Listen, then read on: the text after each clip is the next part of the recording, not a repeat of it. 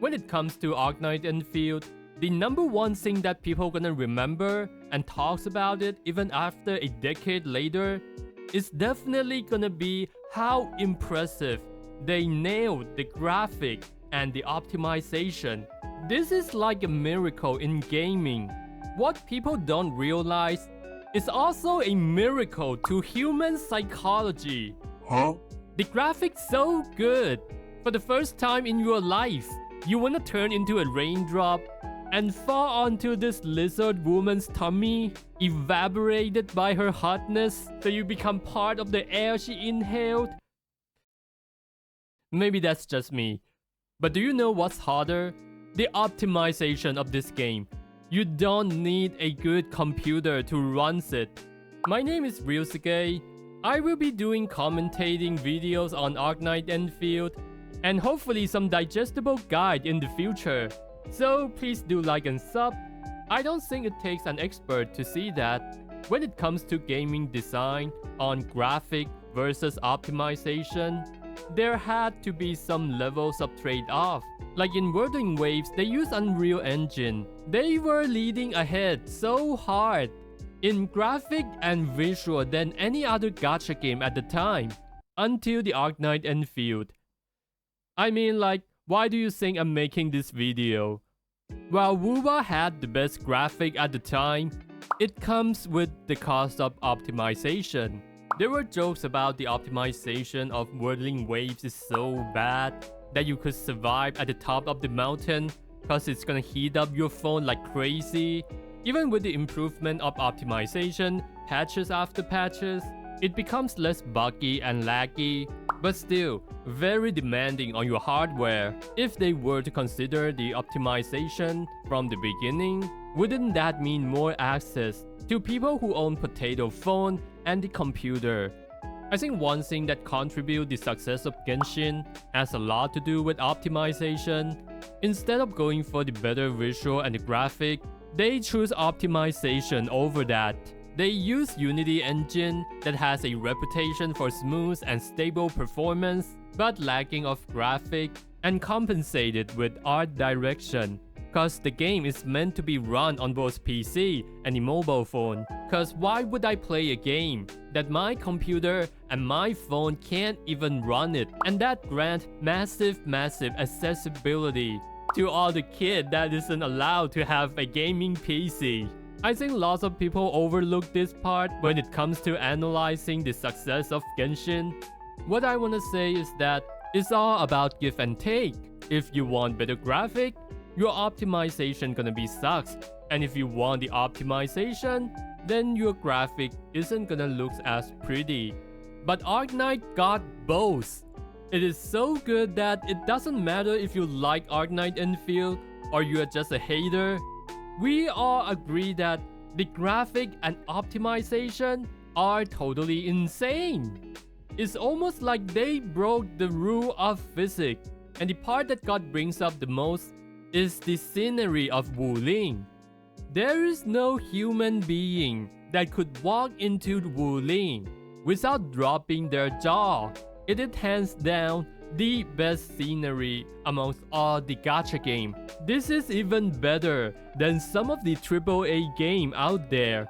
And with buttery smooth optimization on top of that, I genuinely think people still ain't talking about the graphic of the Arknights Endfield enough.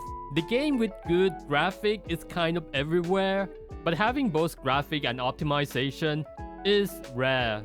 And honestly, whenever I see a game with the graphic this good, it's an instant red flag to me. I even expect Arknights Endfield to fail because of the graphic, cause you better have a good damn computer to run it. I was ready for all the troubles or the lag, but it turns out to be buttery smooth. What kind of sorcery is this, where you can have graphic and optimization coexist? This is the first game that made me realize that nobody hates good graphic. We hate bad optimization. Instead of expecting player to endlessly upgrade their hardware, you make your game be able to run good graphic on the potato computer. And to achieve this technological marvel on optimization, they're gonna start it from the code. Instead of relying existing open source like Unity and Unreal Engine, they heavily modify the Unity. 我们其实是抛弃了 Unity 它自身的基于 C# 的就 Scriptable Render Pipeline， 就是 SRP， 然后重新去实现了一整套的基于 C++ 的渲染管线。I don't actually understand any of this. All I can do is really to just not confidently like churn. But in a nutshell, while the original Unity will heavily consume resource for one specific task, and after the optimization, they allocate resource to different kinds of tasks so that it matches the characteristic of multi-core CPU.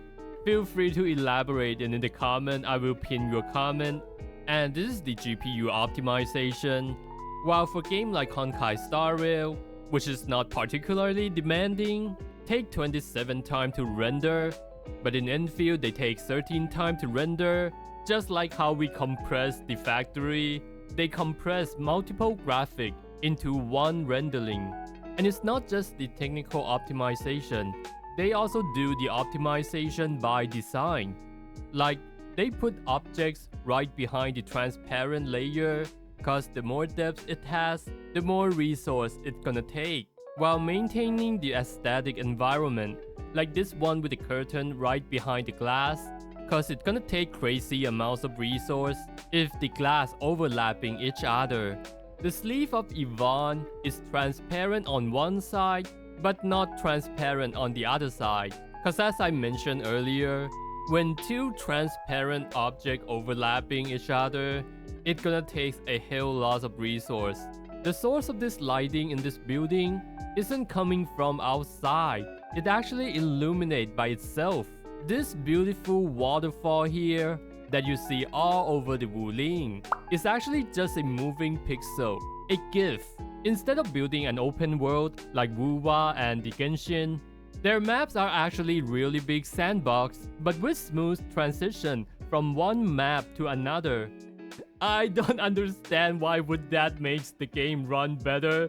Please help me in the comment. But I guess it has to do with limiting the amounts of resource that you have to load. This doesn't have much to do with the optimization.